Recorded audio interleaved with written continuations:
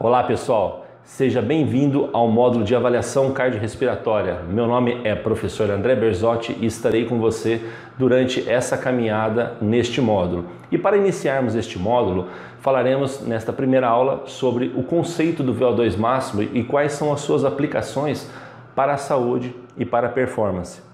Mas antes mesmo de falar do VO2 máximo, vamos buscar um conceito básicozinho rapidamente na bioenergética que nos mostra que o fornecimento de energia durante o exercício para a geração de ATP ou ressíntese do ATP, ele é feito ou pela via aeróbia ou pelas vias anaeróbias. Aqui em questão falaremos sobre a via aeróbia.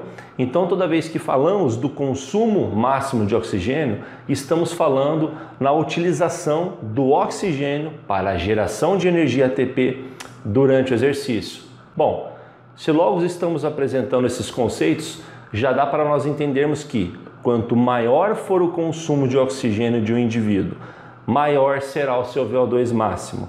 E se maior então será o seu VO2 máximo, maior é a capacidade que este indivíduo terá de gerar energia ATP através da utilização do oxigênio. Ou seja, maior será a capacidade dele de utilizar a via aeróbia para a geração de energia. Então, é interessante que agora nós peguemos este conceito básico para definir realmente o que é então o VO2 máximo. O conceito básico do VO2 máximo nos mostra que é a capacidade individual que o indivíduo tem de fazer a captação, fazer o transporte e metabolizar esse oxigênio para a biossíntese do ATP nos músculos esqueléticos. Então, quanto mais adaptações nós criarmos dentro desses sistemas que estão envolvidos nessa captação, transporte e metabolização do oxigênio, maior então será a eficiência desse indivíduo durante o exercício. Bom, os três sistemas que nós temos responsáveis por fazer parte do conceito do VO2 máximo é o sistema respiratório, que ele está responsável por fazer toda essa captação desse oxigênio. Mas não basta apenas captar, nós temos um outro sistema envolvido no transporte desse oxigênio, obviamente estará sendo transportado pelo sangue, mas quem estará mandando esse sangue para todo o organismo é um outro sistema, é uma outra máquina que está intimamente ligada ao VO2 máximo também, que é o coração. Então ele é o que vai ser responsável por bombear esse sangue oxigenado e distribuir por todo o corpo. E no terceiro ponto nós temos então a metabolização desse oxigênio, que será feito pelos músculos esqueléticos, ou seja, quanto maior forem as características bioquímicas do músculo esquelético para que ele consiga também extrair esse oxigênio e conseguir manter uma intensidade relativa durante o exercício, é muito importante. Ou seja, quais características que esse músculo deveria ter? Por exemplo, maior capilarização, maior número de mitocôndrias com maior atividade enzimática das vias do ciclo de Krebs. São adaptações que irão propiciar com que a captação desse oxigênio e a utilização dele pelo músculo seja mais efetiva. Então, todos os treinamentos que nós montamos têm que impactar diretamente sobre esses três sistemas para que nós consigamos, dessa forma, assim, melhorar a questão do VO2 máximo de um indivíduo, ok? Então, esse é um primeiro ponto. Então, nós temos a captação, nós temos o transporte e nós temos a metabolização. Captação quem faz? Sistema respiratório, pulmão. Quem faz o transporte? Sangue, através do coração bombeando esse sangue por todo o corpo. E quem faz a extração desse oxigênio é o músculo através da metabolização desse oxigênio que está chegando para a geração de energia ATP dentro do próprio músculo, ok? Então, um outro conceito importante quando a gente fala da questão do VO2 máximo é nós colocarmos a validação, vamos dizer assim, a importância da fórmula matemática através da equação de Fick, que nos demonstra a grandeza do VO2 máximo e os outros parâmetros que ali estão por detrás dele que influenciam diretamente nesse consumo máximo de oxigênio, ou seja, ele ser mais alto ou mais baixo. Então, eu vou colocar aqui essa equação de Fick para vocês, que nada mais é do que o VO2 máximo é igual ao débito cardíaco máximo vezes o diferencial arteriovenoso máximo. Então, primeiro ponto, o que seria o débito cardíaco? É a capacidade que o seu coração tem de ejetar uma X quantidade de sangue por minuto. Bom, se o meu coração consegue ter uma boa ejeção, ele está mandando sangue para todo o corpo, obviamente está chegando mais oxigênio nesse corpo. Mas não significa que os músculos estarão conseguindo fazer essa extração de oxigênio, porque depois nós vamos falar um pouquinho do que tem dentro dessa fórmula mais à frente sobre o diferencial arteriovenoso. Então não basta chegar esse sangue oxigenado, tem que ter alguma dessas adaptações que eu falei agora atrás para vocês, que vai ser importante para fazer a extração desse oxigênio para a geração de energia ATP no músculo para a intensidade relativa do exercício, ok? Então, o que a gente entende então? Débito cardíaco, nós temos a frequência cardíaca e o volume de ejeção. Se eu consigo ter uma frequência cardíaca alta, que isso é algo genético, não tem como a gente criar um sistema de treinamento para que você aumente mais a sua frequência cardíaca. Ela vai aumentar sim em decorrência do exercício, mas se você tem uma frequência máxima sua de 200 batimentos, não vai ter nenhum treino no mundo que vai subir essa frequência máxima sua para 210, ok? Então, o que a gente consegue entender? Toda vez que nós fazemos algum tipo de treino, alguma coisa que aumente a frequência cardíaca, um exercício máximo, por exemplo, nós teremos o que aqui então? Nós teremos um aumento da frequência cardíaca sua, certo? Se a gente tiver um aumento da frequência cardíaca, nós conseguimos chegar próximo ou na sua frequência cardíaca máxima, nós também teremos o que? O seu volume de ejeção máximo. Logo, se você tem a frequência cardíaca máxima e o volume de ejeção máxima, consequentemente o seu débito cardíaco vai também ser um débito cardíaco máximo, vai ser o maior débito que o seu coração consegue chegar. Então, se você conseguir chegar através dos seus treinos próximo de uma frequência cardíaca máxima, você atingirá um volume de ejeção máximo. Consequentemente, você também terá um débito cardíaco máximo. Se nós conseguimos mexer com todas essas variáveis, com mais o diferencial arteriovenoso que eu falei para vocês agora há pouco, que mais para frente a gente vai entender um pouquinho melhor dele, nós vamos impactar diretamente no VO2 máximo. Então, se eu conseguir aumentar o débito, eu vou conseguir aumentar o VO2 máximo. Se eu conseguir aumentar o volume de ejeção pelos meus treinos, eu também vou conseguir aumentar o meu VO2 máximo. E a frequência cardíaca máxima, os treinamentos não vai fazer com que ela se modifique da sua realidade genética de frequência cardíaca máxima. É óbvio que ela vai subir em decorrência do exercício, mas você pode estar numa mesma intensidade relativa, por exemplo, máxima para você a 10 por hora com, sei lá, 180 de frequência, e um outro indivíduo, né, nos mesmos padrões que você, pode estar lá com uma frequência, de repente, de 195, e ele ainda nem está no máximo dele. Então isso é muito relativo, isso é de cada indivíduo, ok? Então se nós conseguimos mexer nisso tudo, nós impactamos diretamente o VO2 máximo. Então, se a gente jogar agora para a fórmula aqui e fazer uma esmiuçada desses parâmetros, vocês vão conseguir entender a importância que o VO2 máximo tem na aptidão aeróbica, na condição de trabalho, no consumo máximo de oxigênio de um indivíduo. Então acompanhe aqui comigo agora que eu vou fazer umas passagens. Bom, a gente viu que a frequência cardíaca máxima e o volume de ejeção máximo estão intimamente ligados com o aumento do débito cardíaco, que também está com o do VO2 máximo. Deixa eu só fazer aqui uma breve interrupção para dar uma informação para vocês.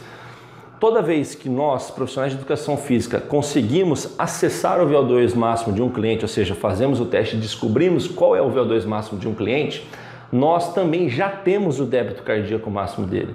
Vocês vão ver mais à frente sobre algumas nomenclaturas de VO2 máximo relativo, absoluto e o que isso tem na relação da proporção do débito cardíaco, mas eu já vou adiantar uma coisa aqui para vocês para ficar clara com questão dessa fórmula. Então, toda vez que a gente acessa o VO2 máximo de alguém, nós já temos o débito cardíaco. Exemplo, se eu pegar um indivíduo de 20 a 30 anos, sedentário, do sexo masculino, que chegou num teste incremental na esteira a 40 ml kg minuto de consumo máximo de oxigênio, eu já sei que o débito cardíaco máximo dele será 20 litros por minuto, ok? Então sempre lembre isso. Identificou o VO2 máximo de alguém, você já achou o débito cardíaco máximo dele. A diferença é que em vez de ser em ml quilograma minuto, vai ser em litros por minuto e será a metade do valor do VO2 máximo encontrado, ok? Então a frequência cardíaca máxima e o volume de ejeção máximo estão intimamente ligados com o débito, que está intimamente ligado com o VO2 máximo.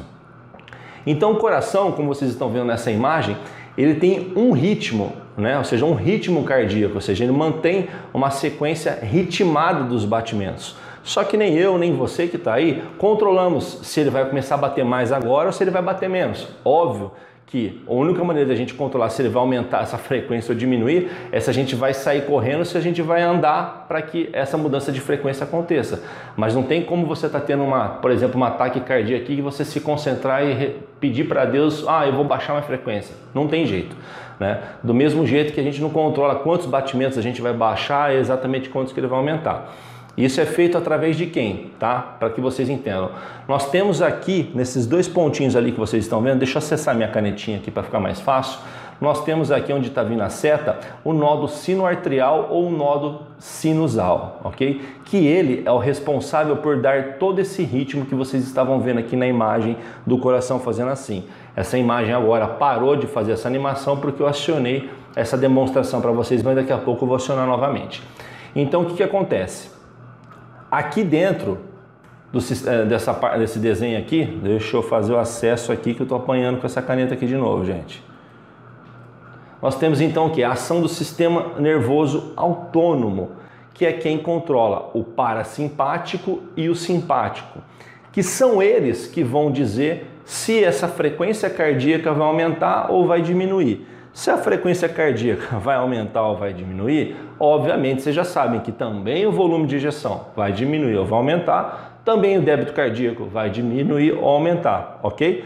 Então vamos lá. Então toda vez que nós entramos em ação pelo simpático, nós temos um aumento do débito cardíaco.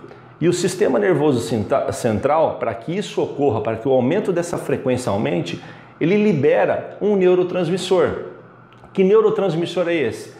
Esse neurotransmissor é a adrenalina e a noradrenalina, que para a adrenalina e a noradrenalina terem ação sobre o coração, é preciso você ter alguns receptores que recebam a informação desse neurotransmissor para que ele realmente aumente a frequência cardíaca, consequentemente o débito e o volume de ejeção. Que são quem? São os receptores beta-1 adrenérgicos que nós temos no coração, ok? Então nós temos também, em contrapartida, o parasimpático, que ele faz o que com o débito cardíaco? Ele reduz. Então se ele reduz o débito cardíaco, a frequência cardíaca também estará reduzida, o volume de ejeção também estará reduzido, porque tanto a frequência cardíaca máxima como o volume de ejeção máximo interferem diretamente no débito cardíaco máximo. E também ele tem uma liberação para que essa situação da frequência cardíaca que estará sendo reduzida aconteça no coração, através de quem? Da acetilcolina, que é um outro neurotransmissor, que faz uma ligação com os receptores muscarínicos, para que essa frequência baixe e você volte a uma condição de repouso. Então é importante que você entenda todo esse desenho e ver como que isso tudo impacta diretamente em volume de ejeção, em débito cardíaco e consequentemente no VO2 máximo. Então se nós conseguirmos acessar tudo isso do nosso cliente, é possível na hora do teste de VO2 máximo nós detectarmos VO2, débito cardíaco, a frequência máxima real desse cliente e o volume de ejeção máximo dele.